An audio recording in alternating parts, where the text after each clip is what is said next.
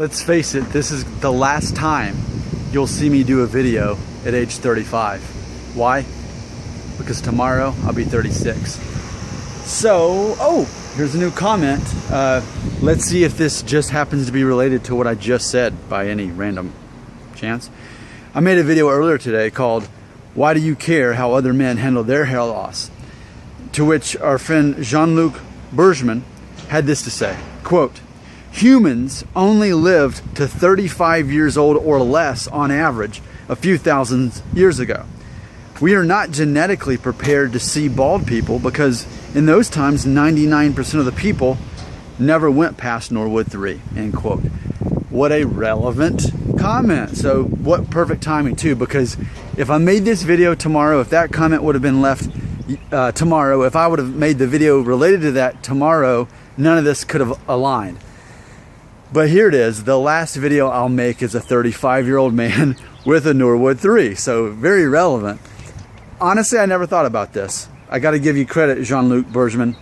I got to give you credit. It's an interesting concept.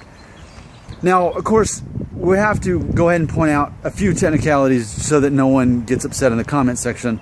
I will point out, of course, we're talking about largely European descended men, because as we know, it's European descended men that are most likely to lose our hair at an earlier age. So, especially if we were looking at Asian men or something like that, then imagine even really how rare it'd be to go bald, using the same logic that it used to be that men didn't live as long. What's particularly interesting again is I'm still age 35. I got less than 24 hours to be 35, and I've also got Norwood 3 going on. And I have presented a theory before in the past, and I'll talk about it more probably in the next day or so. But I feel that I'm in the epitome of a European man when it comes to hair loss. That I'm pretty much the average. Well, I'm average. I'm not bald. I'm not Norwood 1. I'm in the process of balding.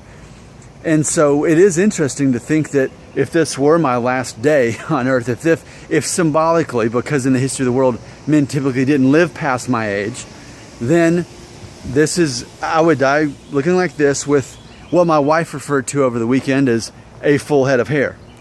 So this is what it would look like. I would be an old man for, I guess, most of the history of the world. Most men of European descent would have this much hair when they die. This is what it'd look like to look old. So it only makes sense that if I went on to live another 40 years, that, well, okay, I'd go bald, but most people wouldn't see that as being theorized here by our friend Jean-Luc. So interesting concept. This thing here about we are not genetically prepared to see bald people. Yeah, I mean, I think there's definitely some truth in that. I mean, I really like this comment. As strange as the comment is, it makes a lot of sense psychologically. Not only are we in this day and age seeing it more because we're living longer, but also we clearly live in the day of the internet, which is how we're even having this discussion. We're more aware of hair loss. At the same time, it's never been cooler to shave your head, and it's more accepted to be bald. So it all kind of works out in the end. But still, as simple as this comment is, it makes a lot of sense. So what do you think, rest of my subscribers, all 1,300 of you?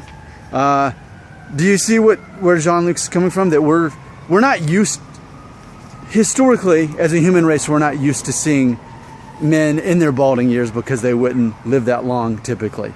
And most of them would have about this much hair when they were in their later years, because by age 35 they would get some disease or get wiped out through war, whatever it might be.